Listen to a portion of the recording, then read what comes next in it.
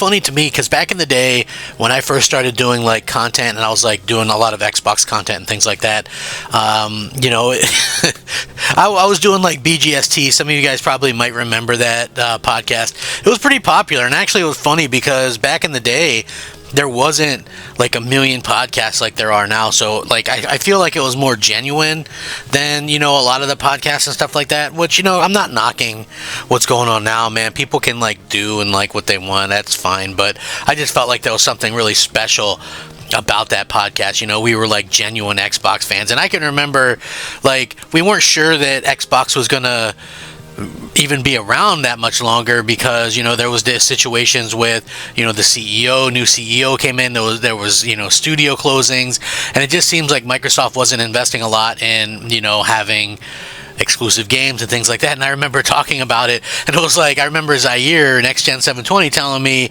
you know, what you're telling me, Microsoft, you know, this $1 trillion company is having trouble keeping the lights on or something. And it seems stupid at the time to really think like that. But look at where we're at. You know, Microsoft is penny pinching. They don't advertise their console at all. They don't advertise Game Pass. They don't do any type of advertising for that stuff. You know, they just release games. Like they released that Keeper game, no advertising. They release so many games with no advertising, and, you know, people wonder why they do, you know, really poor.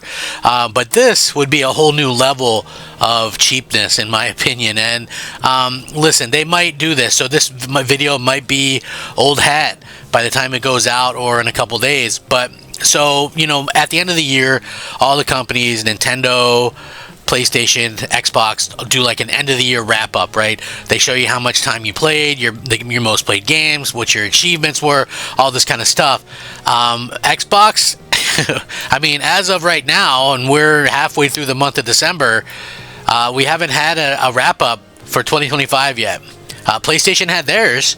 Obviously, we're getting to the time of year where people want to look back on their Xbox habit from the past year and see how many games they played, how many achievements they've unlocked, how many Microsoft reward points they've earned, and a whole bunch of other statistics from 2025. Like, personally, I would like to see it because despite what a lot of people think, Xbox was where I played 99% of the time this year. So, like, people might consider me like a big PlayStation fanboy or whatever, but I didn't even game enough on PlayStation this year to get a wrap up from them. Apparently you need more than 10 hours. So that should tell you all you need to know on how much I played PlayStation. Now I'm hoping like next year, like people who follow me on X might have saw, I posted a picture.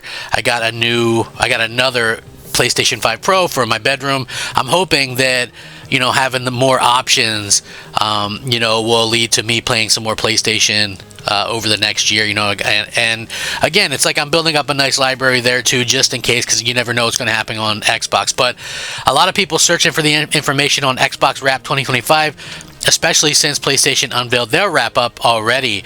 So what's going on with the Xbox version? The official Xbox Year in Review website still says it's over for the year. A message has been there since the 2025 version. The Xbox Year in Review 2024 began on December 4th, meaning, you know, here we are 2 weeks later and still nothing. We would have expected to see it be live already. That said, the 2023 Xbox Year in Review began on the 12th, which was still days ago, and 2022 didn't have one at all, which again, if you guys want to know what happened in 2022, Microsoft released 0 AAA first-party games that year. So, you know, it's unpredictable, but it's like, man, is Microsoft doing the ultimate cheap out at this point? Like, it's bad enough that fans get no exclusive games. They get nothing. I mean, people hype up Game Pass as like a thing, but I can 100% guarantee you if PlayStation and Nintendo would allow Game Pass, Microsoft would put it there. So that whole thing, well, get an Xbox for Game Pass, is nonsense, right? Like, 100% they would put it anywhere they could, and so you would have 0 reasons to own. But I'm sure that there would still be you know, people out there that would defend Xbox, right? Like, oh man, who cares about that? Xbox is great. I love paying $1,500 for you know, for the right to rent games, you know. And for me, listen, that's never going to be the case. I want to go out there and I want to be able to have multiple options, and I think that's what it's all about. So I know you guys might feel a little bit differently, but, again, why aren't they doing this? And I know what some people are going to say, because there's this site called True Achievements, and they have it, but I'm not going to log in with my information to some third-party site.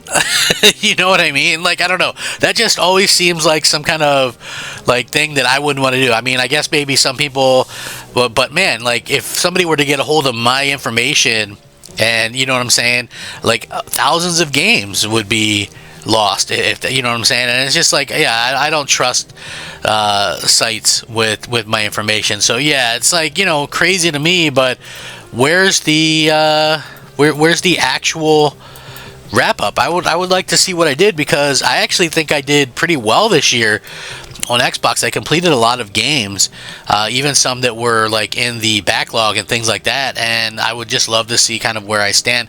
In fact, because who knows how many more years left we have with Xbox. So, I just kind of wanted to point that out, that it's just one of those things where I would love to be able to kind of go out there and get some kind of idea of what I actually put in to the platform. Especially towards the late part of the year, I crossed over 400,000 gamer score, and I just think that it would be cool to be able to go out there and do a Wrapped. So yeah, a lot of people are probably wondering the same thing I'm kind of wondering with this stuff. And it's kind of funny to me, that these things are kind of happening the way that they are. Like, hey, why would it cost them much money to even do a year in review, right?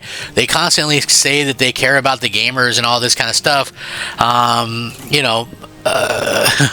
We're past the point where they usually drop one, and it's MIA, so there's no official word from Team Xbox when they're going to do it, suggesting it could be canceled.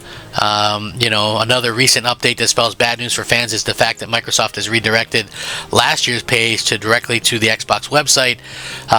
This could have been done to keep prying eyes off the reveal. However, Microsoft hasn't previously used a redirect to hide the reveal before, so it's starting to feel like a bad omen, that this is kind of happening.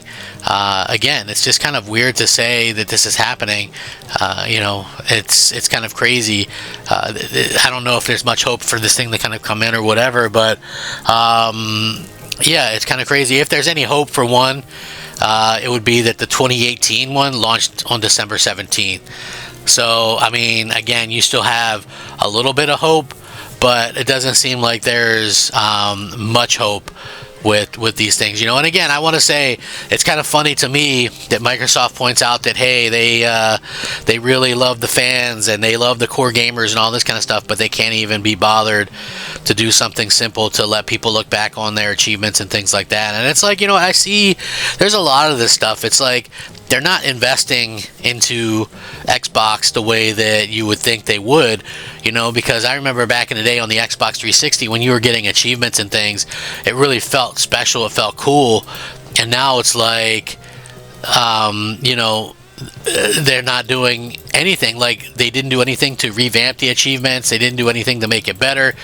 They haven't done anything. It's like they have done nothing to make Xbox a place where where people actually want to play or whatever. So I don't know. I don't necessarily get it. I find it to be this whole situation kind of odd, and I just think that Microsoft really kind of, they're so apathetic to everything. You don't see them on social media, and I'm not saying they have to be on social media, but they don't interact with anybody. They don't really do anything, in terms of talking to the fans or reassuring the fans. It's like everything is just what it is, and there's no kind of give and take there. So, I hope that these are things that can be rectified or whatever. But if you're an Xbox fan, I mean, isn't this stuff a red flag to you?